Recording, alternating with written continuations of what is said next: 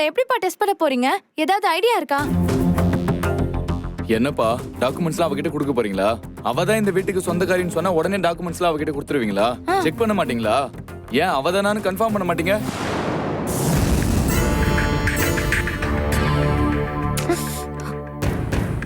ஆமா சார், பிரபு சொல்றதும் கரெக்ட் தான். எனக்கும் அவ மேல ரொம்ப டவுட்டா இருக்கு. அவளை கொஞ்சம் டெஸ்ட் பண்ணணும் சார். ஏமா, எவ்வளோ ஒத்தி இந்த வீட்டுக்குள்ள வந்து இந்த வீடு என்னது அப்படின்னு சொன்னா உடனே டாக்குமெண்ட்டை கொடுத்துருவேனா? கண்டிப்பா நான் அவளை டெஸ்ட் பண்ணுவேன். தாத்தா சொல்றா. வாங்க கிரிக்கெட் விளையாடலாம். டேய், இவன் ஒருத்த நேரங்காலம் தெரியாம பேசாம போடாங்க.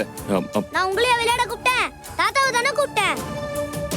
தாத்தா, எங்க ஸ்கூல்ல ஒரு பையன் ரைட்லயும் பேட்டிங் பண்றான், லெஃப்ட்லயும் பேட்டிங் பண்றான். அது எப்படின்னு எனக்கும் கொஞ்சம் சொல்லி தரீங்களா? டேய் ஆகாஷ், தாத்தாவை தொந்தரவு பண்ணாத, பேசாம அந்த பக்கம் போய் விளையாடு போ. ஏய், குழந்தை ஏன்டா திட்டுற?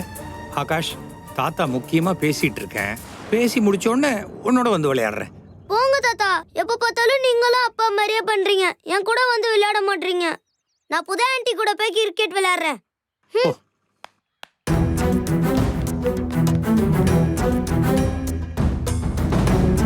நேத்து தான் இந்த வீடு என்னது இல்ல அப்படின்னு மீனாட்சி கிட்ட சொன்னேன். ஆனா இன்னைக்கு நான் தான் வீட்டுக்கு சொந்தக்காரின்னு ஊத்தி வரா. மீனாட்சி, ஆகாஷ் சொன்னான்ல, அதுல இருந்து எனக்கு ஒரு பாயிண்ட் கிடைச்சிருக்கு. அந்த பொண்ணுதான் வாரிசுன்னு கன்ஃபார்ம் ஆனா அவ சொத்தை அவகிட்ட கொடுத்துடணும். அதான் நியாயம்.